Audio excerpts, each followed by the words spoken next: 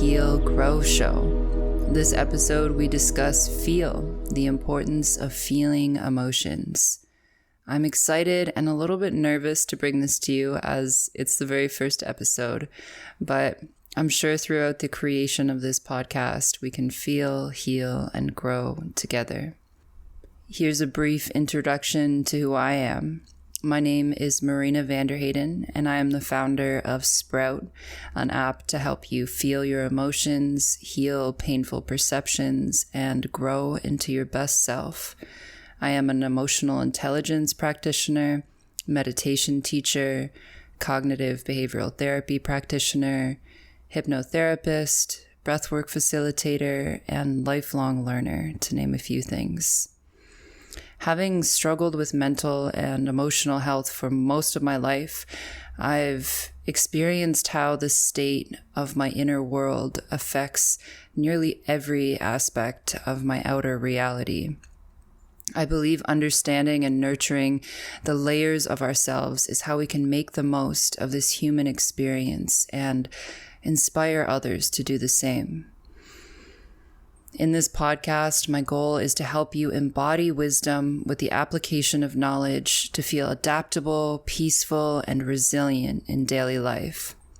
So, welcome. Take a deep breath in through the nose, out through the mouth. Relax your jaw and shoulders, and settle in for a journey within. So let's get right into it. The importance of emotion. So feelings and emotions can seem burdensome when you've been conditioned to think of them as weakness, but they don't exist to be avoided or condemned. They have a very important purpose. They're messengers from the intelligence of our whole being, our body, our mind, our heart. They provide essential information we need to understand ourselves, meet our needs, and develop meaningful relationships. By tuning into our emotions, acknowledging them, allowing them to arise, and inquiring into their source, we develop a deeper sense of self-awareness. And to know thyself is the foundation to a fulfilling life. And if I've learned anything in life, it's that everyone has a story and has experienced pain and suffering in some sense.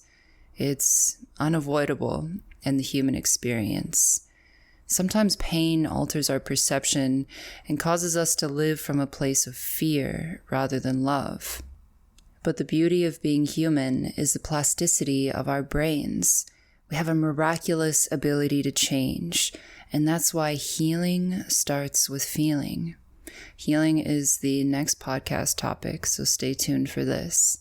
In connecting with the emotions alive within us and communicating with them to understand our needs and desires, while being mindful of the context we're experiencing them in, we can learn to make peace with them and perhaps heal painful responses, transforming pain into compassion or maybe even purpose. And while it's important to feel emotions, it's important to balance mind and heart to use emotion intelligently. We must use emotions as data, not directives. When you're able to recognize emotion as a piece of information or data at any given moment, then you can use this information to move forward. Bottling up or repressing emotions also negatively affects well-being, relationships, work, stress, and much more.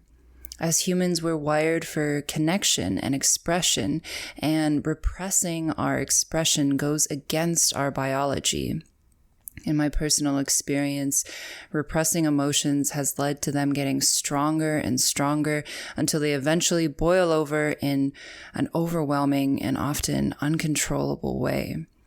This may come in the form of panic attacks, depressive episode, or even reactivity, fits of anger or rage. That's why I found it absolutely transformative to tune into my emotions and process them as they occur to keep them balanced and manageable. Giving yourself permission to feel, to truly feel, is a superpower. And it can help you get better at regulating and accepting your emotions.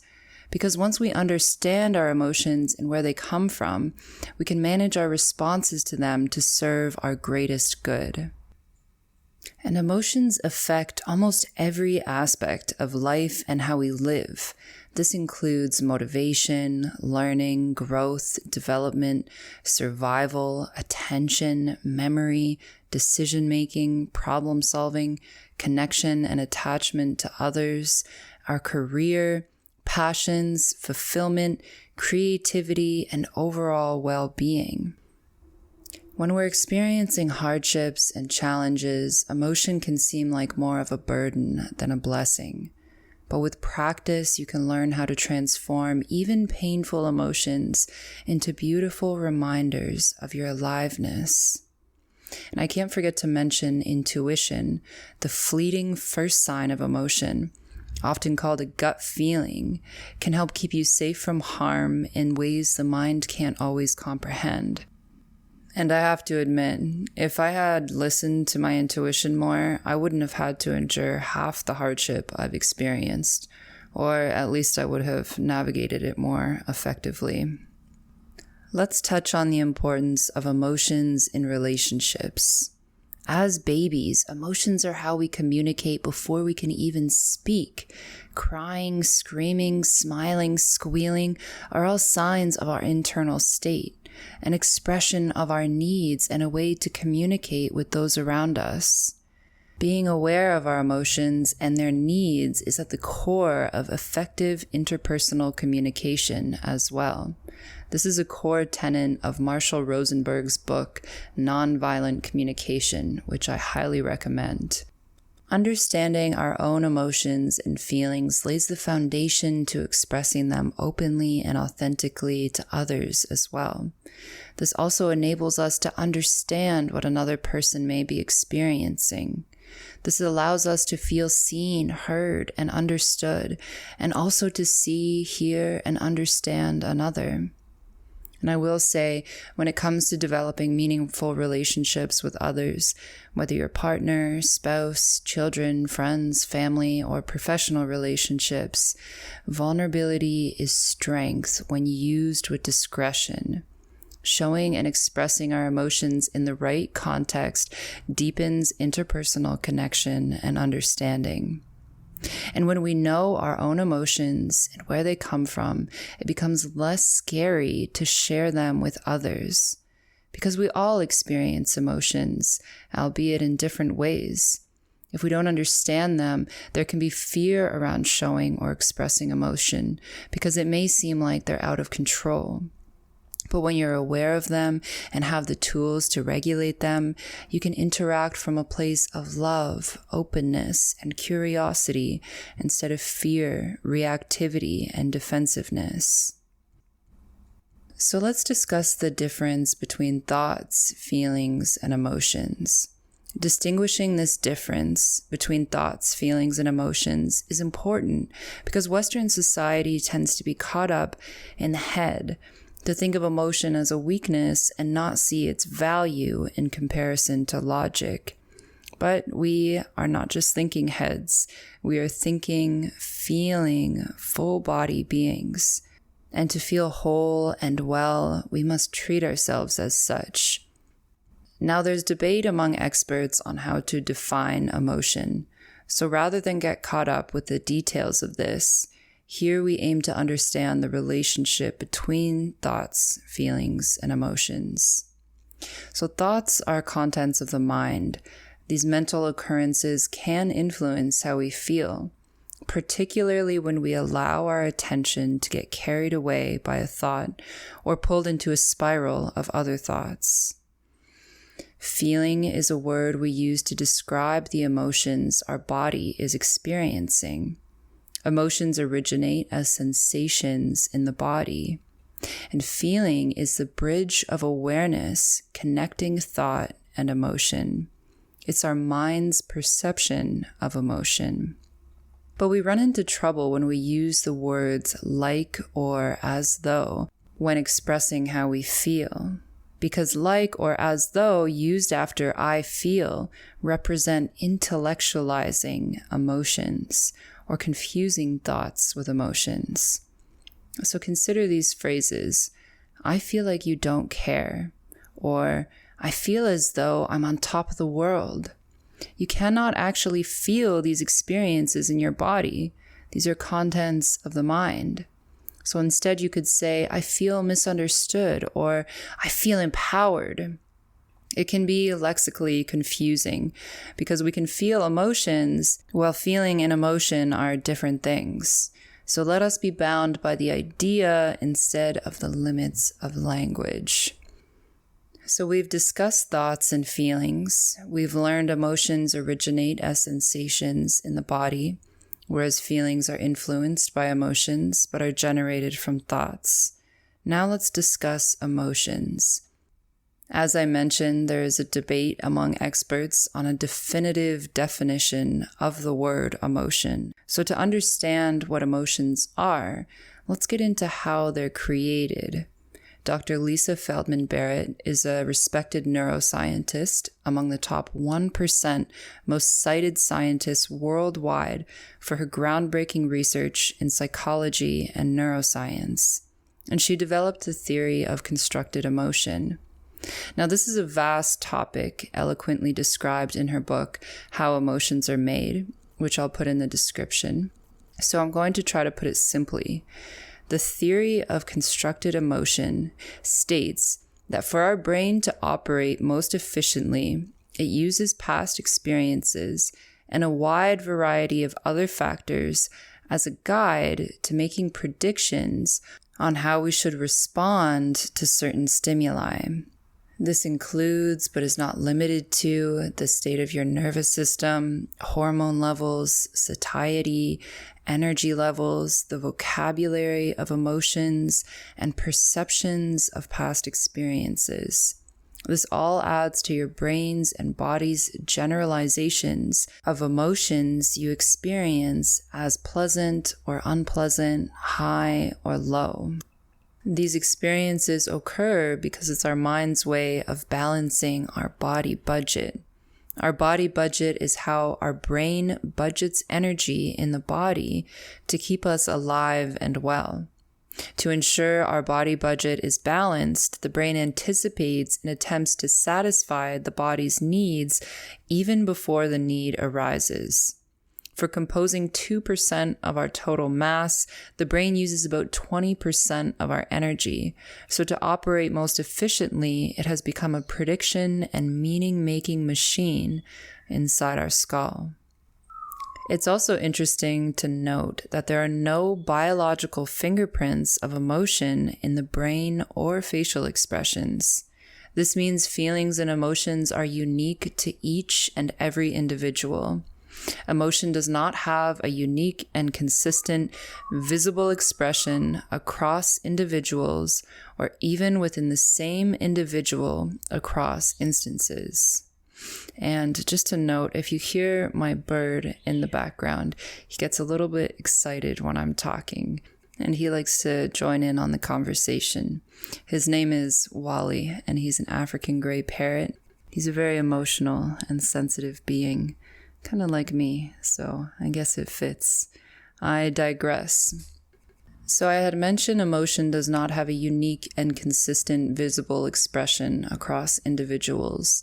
So this means a certain emotion, like anger, will not show up the same in one individual and another.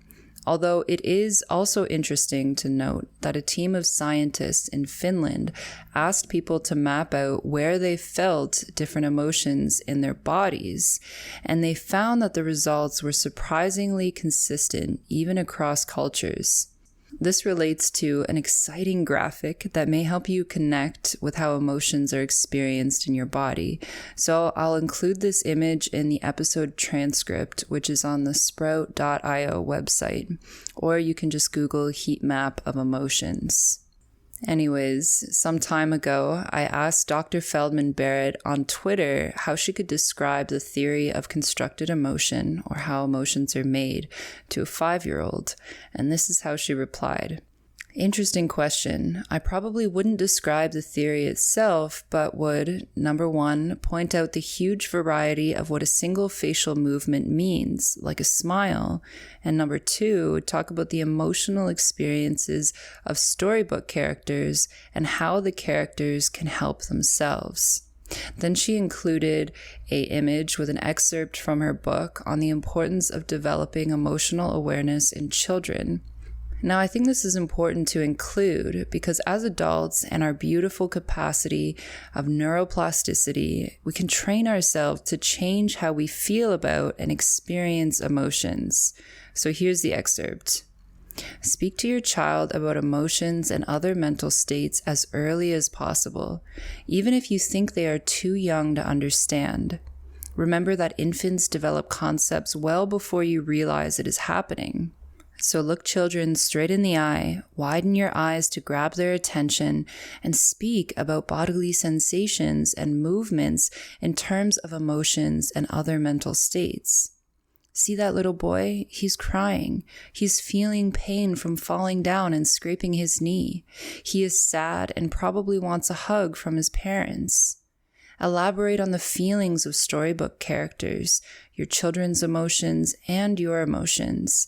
Use a wide variety of emotion words. Talk about what causes emotions and what their consequences are to others. Think of yourself as your children's tour guide through the mysterious world of humans and their movements and sounds. Your detailed explanations help your children build a well-developed conceptual system for emotions. When you teach emotion concepts to children, you are doing more than communicating. You're creating a reality for these kids, a social reality. You're handing them tools to regulate their body budget, to make meaning of their sensations, and act on them to communicate how they feel and to influence others. And this is an excerpt from How Emotions Are Made by Lisa Feldman Barrett. Okay, so now that we've talked about thoughts, feelings, emotions, how emotions are made, our body budget, and how our brain is a prediction-making machine, I hope this expanded awareness and provided an understanding of feelings and emotions. Although when I first learned about the theory of constructed emotions, it opened a can of worms in a way as to why I am the way I am, and prompted a existential crisis of sorts. And of course, that's not my intention.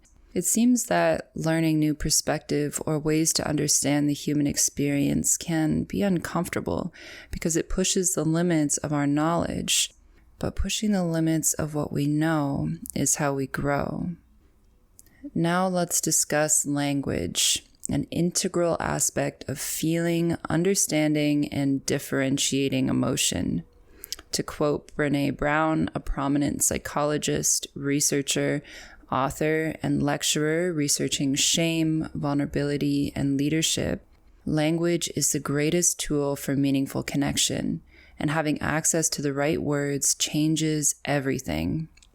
Language is our portal to meaning-making, connection, healing, learning, and self-awareness.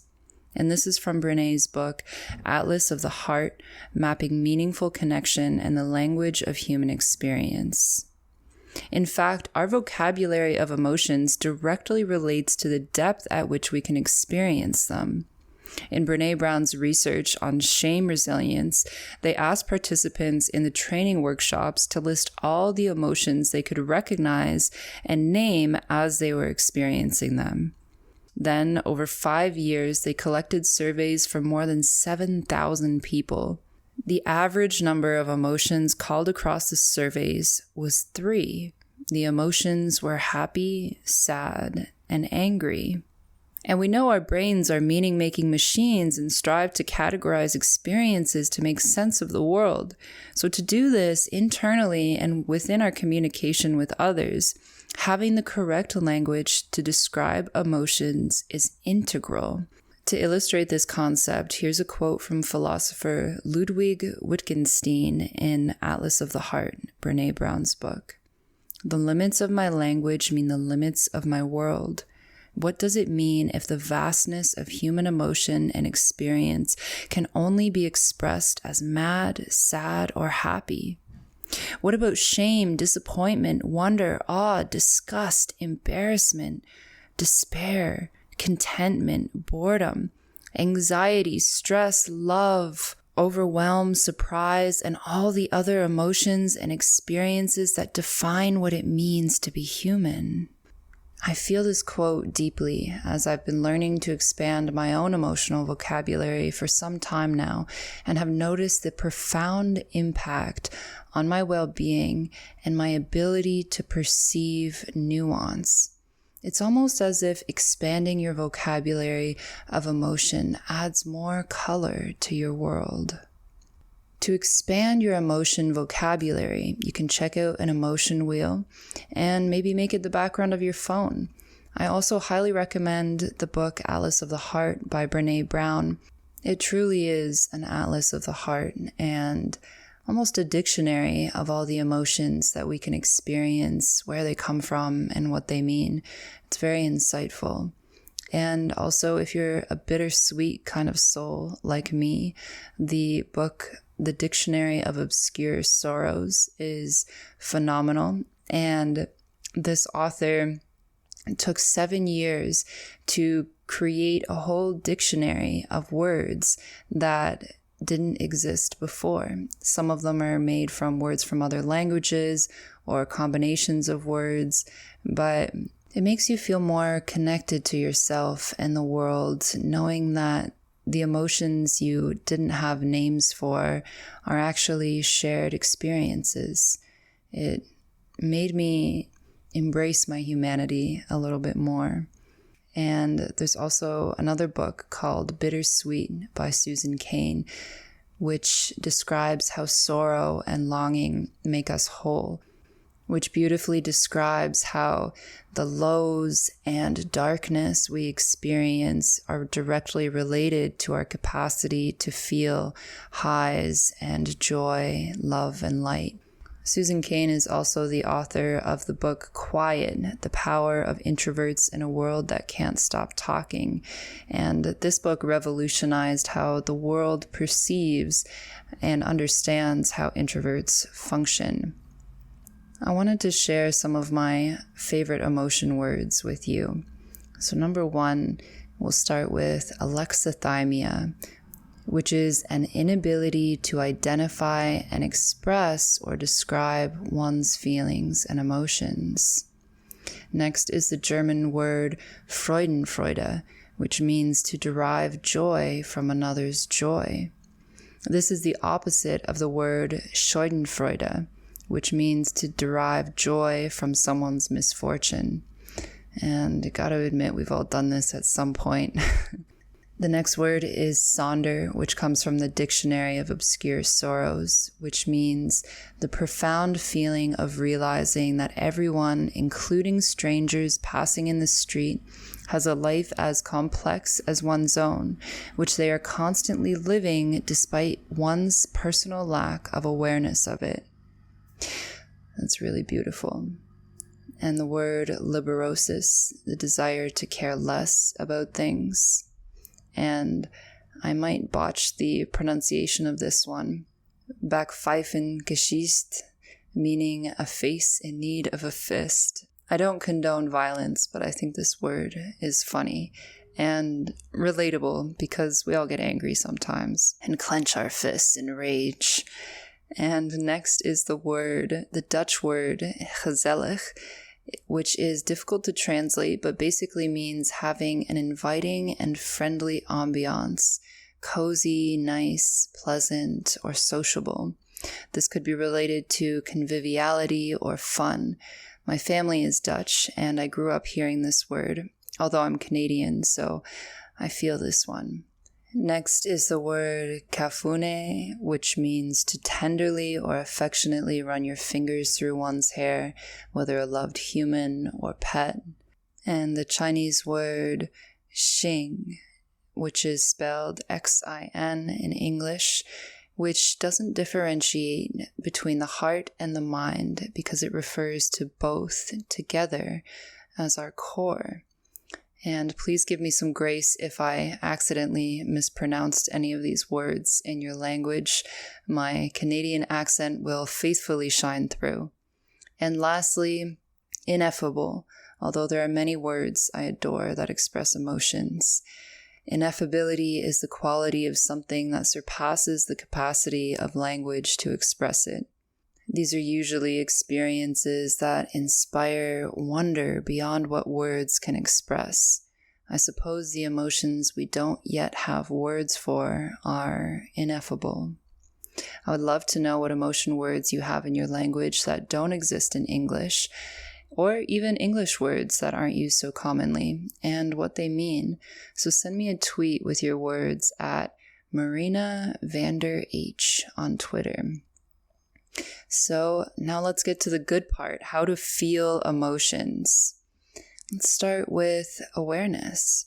You can feel emotions by connecting to how you're experiencing them in your body. Notice sensation, where those sensations are located. Try to expand your language of sensations as well.